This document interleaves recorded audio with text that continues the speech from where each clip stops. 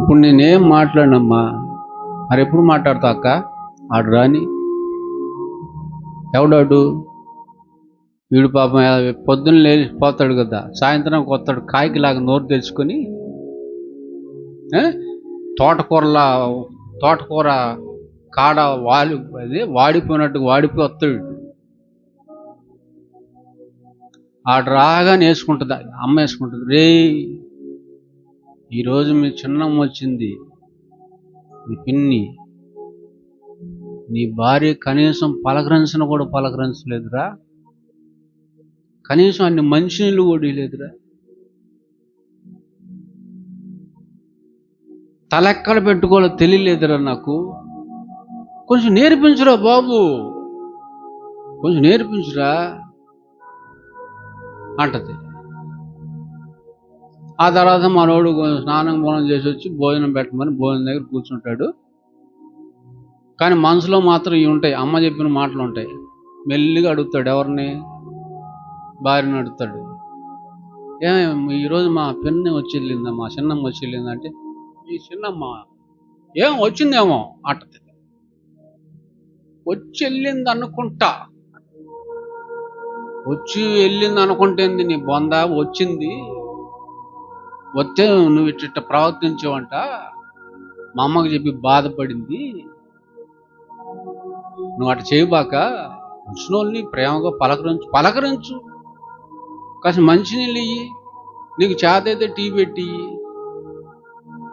నీకు వంట చేయడం రాకపోయినా అత్తమ్మ ఏం తింటావు, ఏం చేయమంటావు అను.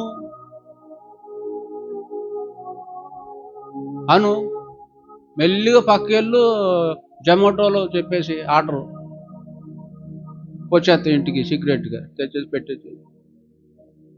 అప్పుడు నేను కొంచెం తలకాయ ఎత్తుకోగలను. మా అమ్మ చాలా బాధపడుతుంది, మా ఆంటీ కూడా చాలా ఫీల్ అయింది అంట అన్నాడు అనుకోండి.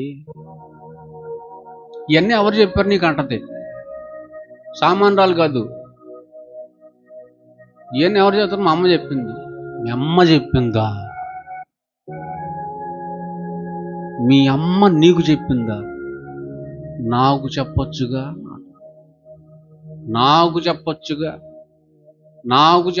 నీకు చెప్పటానికి వచ్చిన నోరు నాకు చెప్పటానికి ఎందుకు రాలేదు? అక్కడ స్టార్ట్ అయింది వార్. కార్గిల్ వార్ అంటారు దాన్ని, కార్గిల్ వార్ 3. అది వచ్చిందంటే ప్రపంచం నాశనమే, ఇక కుటుంబం నాశనం అయిపోద్ది. ఇక అదే స్టార్ట్, పతనానికి నాంది. అర్థమైందండి? అలా కాకుండా వచ్చినామని ప్రేమగా చూసుకున్నారు అనుకోండి. అసలు వచ్చిన ఆంటీ కోరుకున్నదేంటి? అది దానికి కూడా అసలు ఒక కప్పు టీ ఇచ్చుంటే, చిరునవ్వు నవ్వు ఉంటే, అంటే అండి ఎప్పుడు బాగా అలసిపోయినట్టున్నారంటే ముందు కాలు చేతులు మొహం కడుక్కొని రాగానే టవల్ ఇచ్చావు అనుకో,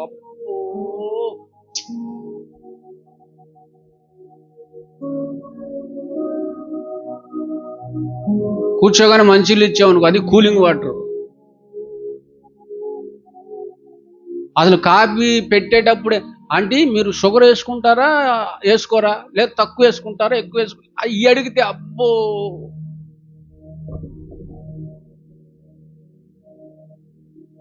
మంచిగా చూసుకుంటే ఇక బయటికి వెళ్ళి టామ్ చేసేస్తుందండి. టామ్ తప్పిట ఒకటి తీసుకొని టామ్ చేసేస్తుందండి. అమ్మో, నేను చాలా మంది ఇళ్ళకి వెళ్ళాను, చాలా మంది కోడలు చూశాను, కానీ అమ్మో ఆ కోడలు మాత్రం బంగారం అమ్మ, వెండి అమ్మ, వజ్రం అమ్మ, కొండమ్మ, కోటమ్మ, నా బొందమ్మ, నా దినమమ్మ, ఎన్ని చెప్తుందండి. దేనికి? కప్పు. అది గనుక మంచి పేరు భర్త దగ్గరే కాదు, మంచి పేరు భార్య దగ్గరే కాదు, మంచి పేరు భార్య తరపునున్న కుటుంబంతో, భర్త తరపున కుటుంబంతో మాత్రమే కాదు, వాళ్ళ బంధువులలో కూడా నీకేముండాలా? మంచి పేరు ఉండాలా. అంటే వీళ్ళతోనే కాదు, వాళ్ళతో కూడా ఏముండాలా? కలిసి ఉండాలా, వాళ్ళతో కూడా కలిసి ఉండాలి. బంధువుల ఫోన్ నెంబర్లు ఎంతమంది దగ్గర ఉన్నాయి? బంధువులు లేరు మీకు? ఫోన్ నెంబర్లు ఉన్నాయా? రోజుకు ఒకరికి ఫోన్ చేయండి. ఎవరి బంధువులు? మీ బంధువులు కాదు, మీ భార్య బంధువులు ఫోన్ నెంబర్లు ఎన్ని ఉన్నాయి? భార్య తరపున బంధువులు ఉంటారు, వాళ్ళ ఫోన్ నెంబర్లు ఎంతమంది భర్తల దగ్గర ఉన్నాయి? భర్త తరపున బంధువులు ఉంటారు, ఆ బంధువుల నెంబర్లు ఎంతమంది భార్యల దగ్గర ఉన్నాయి?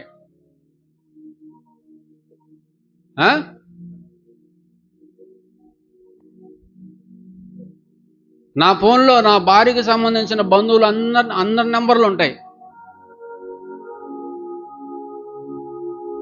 నాకు సంబంధించినటువంటి వాళ్ళ నెంబర్లన్నీ నా భార్య ఫోన్లో ఉంటాయి. నా బంధువులతో నేను మాట్లాడను, నా బంధువులతో నా భార్య మాట్లాడిద్ది. ఆమె బంధువులతో ఆమె మాట్లాడదు, నేను మాట్లాడతా.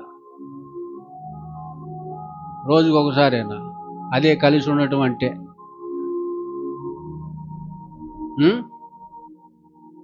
అదే ముచ్చటైన కాపురం, ఆనందకరమైన సంతోషకరమైన కుటుంబం. అదేందండి. గనక మీ భార్యని అడిగితే ఇస్తుంది, నెంబర్లన్నీ ఇస్తుంది. రోజుకు ఒకరు చేయండి. పెళ్ళికి వచ్చారు కదా వాళ్ళు, గుర్తుపట్టలేదు అనుకో, నువ్వే పరిచయం చేసుకో. ఏంటండి అప్పుడే మర్చిపోతారు? మీరు నా పెళ్ళికి వచ్చారు కదా మీరు. అరే రే నువ్వంటారు, అబ్బా ఎంత కృతజ్ఞత కలిగినోడబ్బా, మీ అల్లుడు ఎంత కృతజ్ఞత కలిగినోడని. ఎప్పుడో పెళ్లిలో చూసాం ఒకసారి, అంతే. అసలు మా నెంబర్ ఎట్ట దొరికిందమ్మా? బలేవుడు మొత్తానికి, అమ్మో బలేది మొత్తానికి. ఏమండి, ఇటువంటి స్టేట్మెంట్లు ఉండాలండి. ఎవరికి? ఇద్దరికి. కనుక ఇది అరగటం కష్టం, కానీ అరిగించుకోవాలి, వంట పట్టించుకోవాలి. ఈ విషయాలు ఎక్కడ దొరికి చెప్పండి, ఎవరు చెప్తారు చెప్పండి మనకి ఇవన్నీ? ఎవరు చెప్తారు, ఎవరు చెప్పరు ఇవి. కనుక వివాహం వ్యవస్థను స్థాపించినటువంటి దేవుడు చేసినటువంటి ఆలోచనలు ఇవన్నీ కూడా ఆయన చేసినటువంటి ఆలోచనలు ప్రియులారా. అప్పుడు ఏ గొడవలు కుటుంబంలో ఉండవు. ఏమండి, కుటుంబంలో సమస్యలు ఉన్నాయా? ఎన్ని సమస్యలు ఉన్నా ఆ సమస్యలన్నిటికీ ఒకే ఒక పరిష్కార మార్గం ఏంటంటే ప్రేమ. ప్రేమ ప్రేమ సమస్త సమస్యలను ఏం చేస్తుంది? కప్పి పడేస్తుంది అంతే, అణిచి పడేస్తుంది అంతే. దానికి అసాధ్యమైనది ఏది కూడా లేదు ప్రియులారా, లేదు. అదే పరిష్కారం, అదే పరిష్కారం. అది తెలియక కొట్టుకు చచ్చిపోతున్నారు. ఎందుకు కొట్టుకు చస్తున్నారు?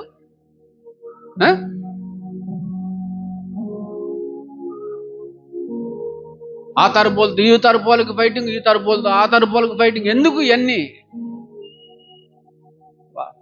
భార్య తరపులు మనకేం శత్రువులా? భర్త తరపులు మనకేం శత్రువులా? కాదు కదా. ఎవరిని శత్రువులుగా చేసుకోకూడదు. వాళ్ళే విశ్వాసులంటే. విశ్వాసులంటే వాళ్ళే.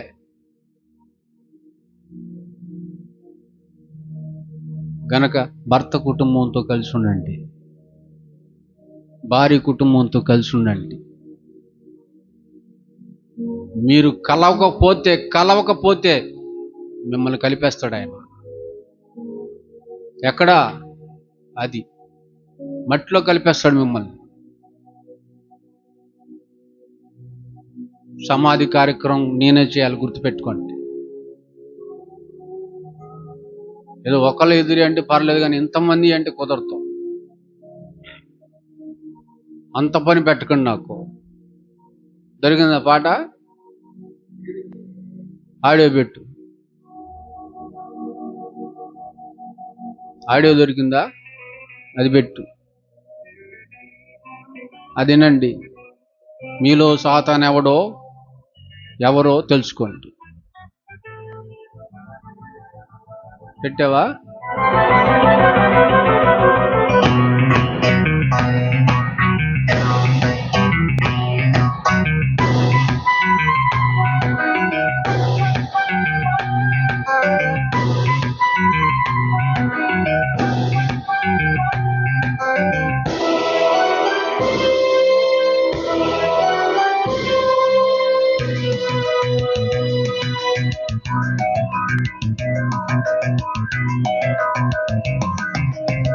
మీలో ఒకడు సాతానని యేసే చెప్పాడు యూదాని. మీలో ఒకడు సాతానని యేసే చెప్పాడు యూదాని. ఆదామైనా అబ్రహామైనా దావీదైనా సొలొమోనైనా చేసింది పాపమే వారు, సాతానుగా మారలేదు వారు. చేసింది పాపమే వారు, సాతానుగా మారలేదు వారు. మీలో ఒకడు సాతానని యేసే చెప్పాడు యూదాని.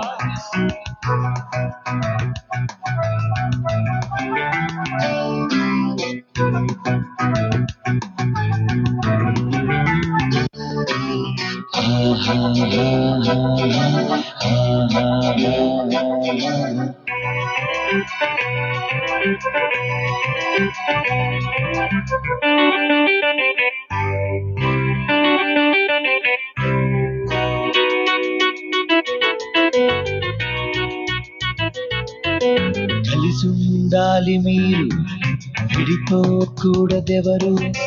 బర్నబా మార్కు పౌలునే విడిచి వెళ్ళినాడు అప్పుడు. కలిసుండాలి మీరు, విడిపోకూడదెవరు. బర్నబా మార్కు పౌలునే విడిచి వెళ్ళినాడు అప్పుడు. వాక్యంతో కలిసుండని వాడు క్రీస్తుకే విరోధతడు. తన సోదరులను ప్రేమించని వాడు అప్పుడే నరహంతకుడు. విశ్వాసితో కలిసుండని ప్రతివాడు సాతానే. మీలో ఒకడు సాతానని యేసే చెప్పాడు యూదాని.